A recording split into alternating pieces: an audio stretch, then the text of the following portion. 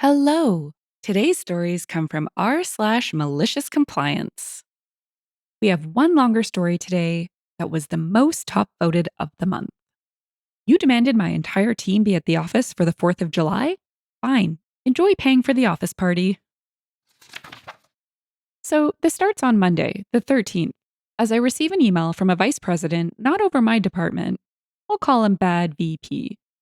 I am told that my team will be required on the 4th. I politely tell them, no, that our team has been scheduled this day off and people already have plans. My team is the IT team, and as many of you know, IT teams get shafted every time it can, shafted by any company. So over the course of the week, I let my team know what is happening. I let them know I have been reaching out to higher ups to fix it. I also tell them that if their plans are ruined, I will make it right at work. Over the course of 3 meetings, it starts to look like things will not go my way. In response, I send an email to the chief executive officer at the company. All of my higher ups know I was going to do this and said I should do this as he is very family oriented and that he would not allow anyone to work on a national holiday. Well, he is on vacation in the Bahamas until the 6th. But his assistant informed me he would look at this after he gets back. Repeatedly slams head into desk, so I tell everyone that it will be work from home and that we will be setting my cell phone as priority in the call routing, meaning I would get most of the calls. To be honest, I was expecting almost zero calls, especially since I was asked to send out a notification that IT support would cover the 4th of July. I never sent that email out. A day later, I was given another outrage. I was told in an email that my employees would be required to be at the office, and no one was allowed to work from home. They would be checking the door badge ins to verify we were at the office.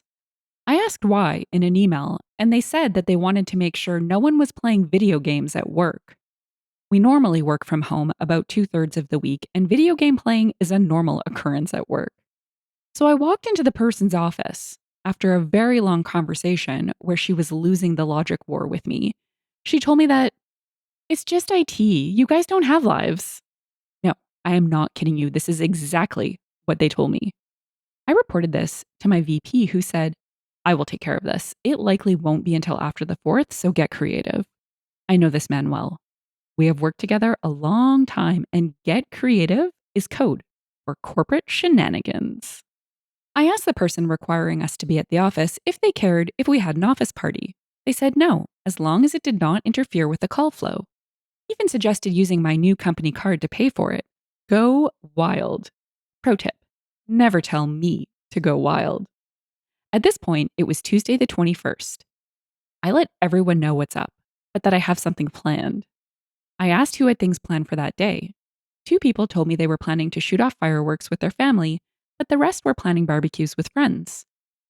I write up an email to the VP over my department and the bad VP. I tell them all that I let everyone know. We all were expected to work until 8 p.m. Monday. Per the conversation with the bad VP, I will be having an office party as a sort of sorry to the guys and gals who got shafted by this decision. The bad VP replied again.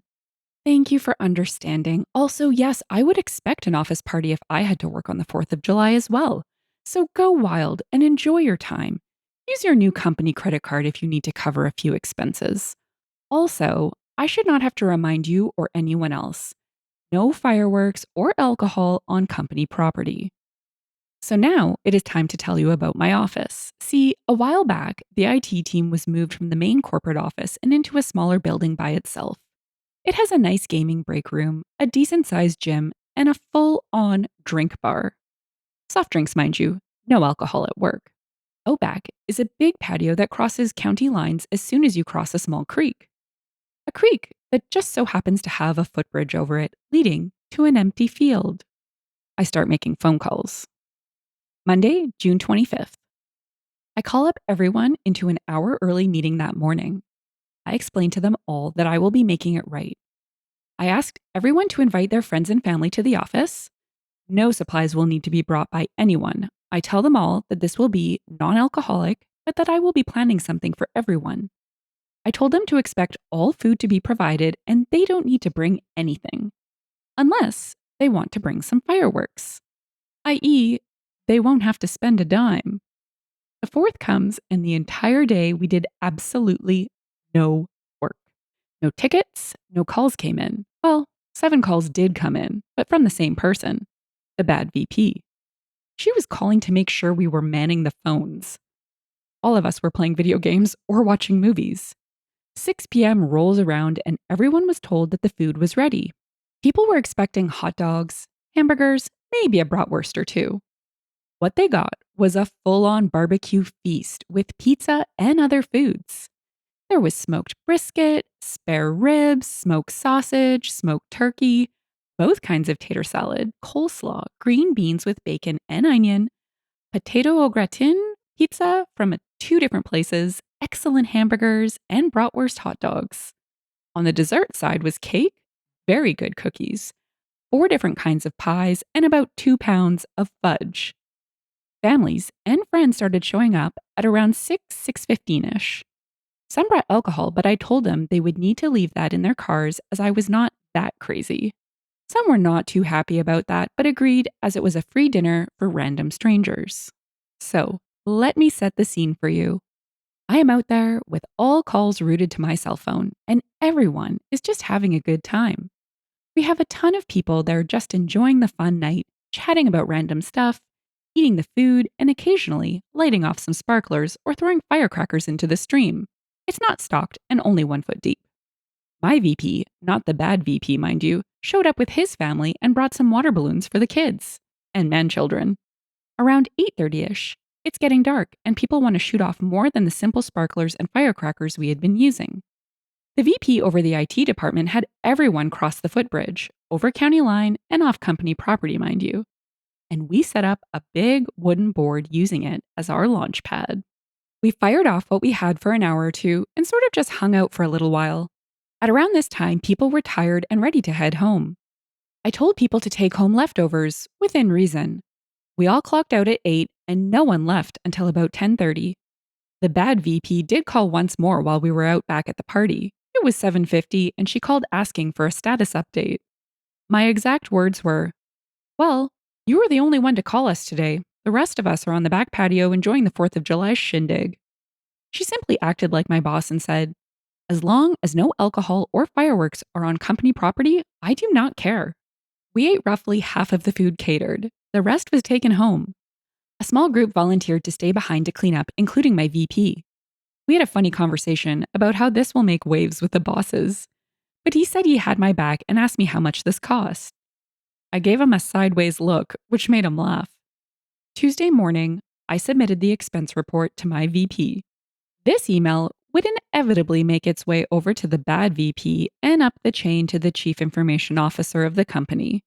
It would be a bad idea to give out the exact cost of the party, mind you, but I can tell you that because of this 4th of July party, new rules were put into place.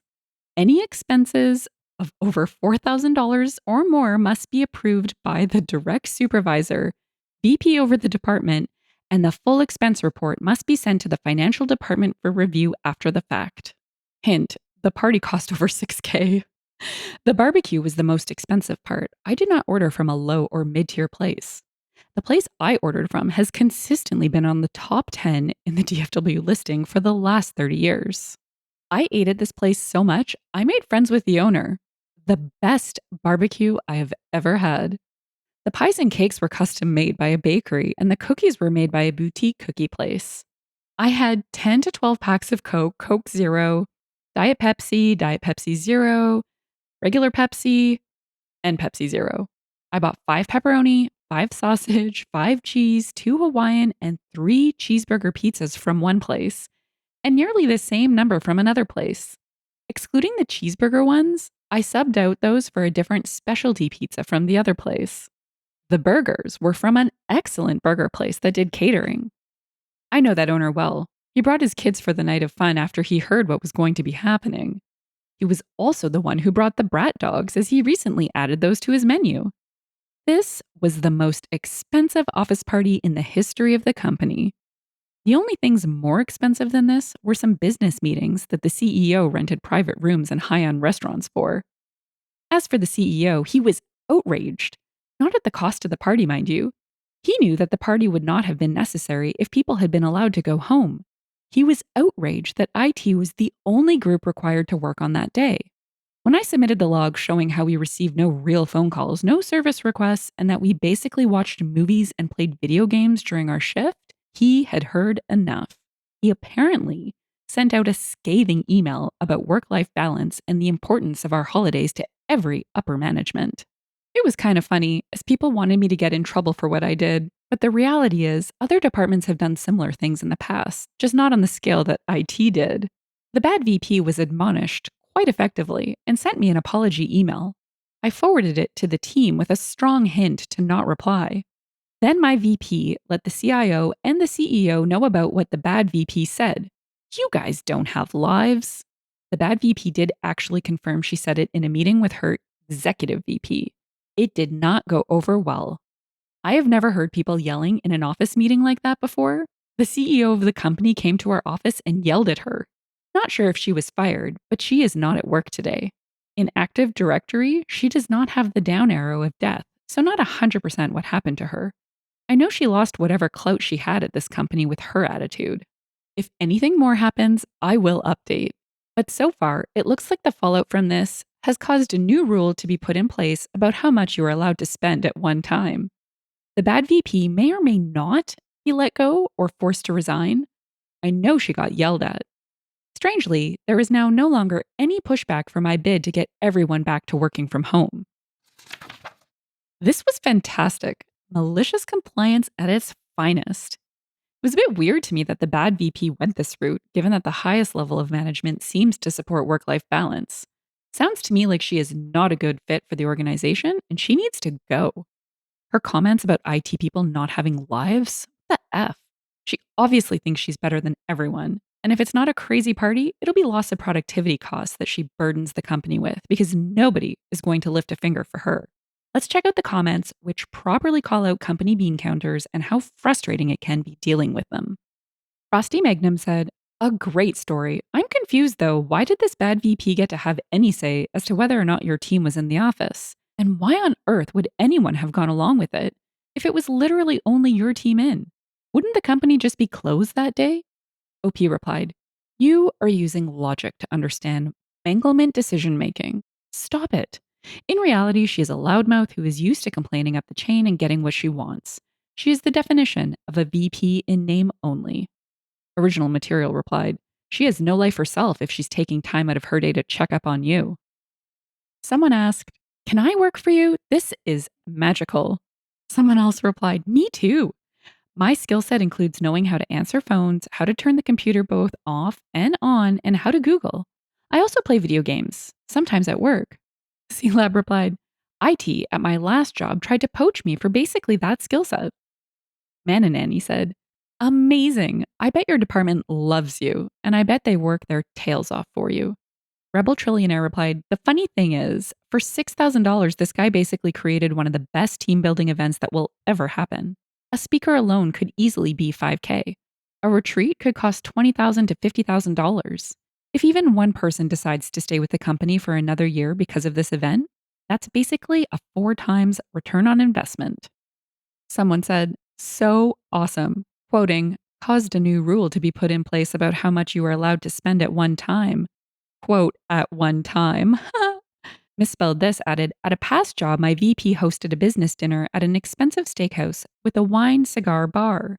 The bill ended up being $15,000, but the VP could only approve expense reports up to 5K. So he had the check split 4 ways so his 4 directors could expense $3,750 each, and he could approve them all. A month later, there was a policy update that the most senior person present had to submit all expenses to their boss, and no split checks were allowed." If you've enjoyed the story and would like to hear more, consider liking, subscribing, and leaving a comment. Thanks, and bye for now.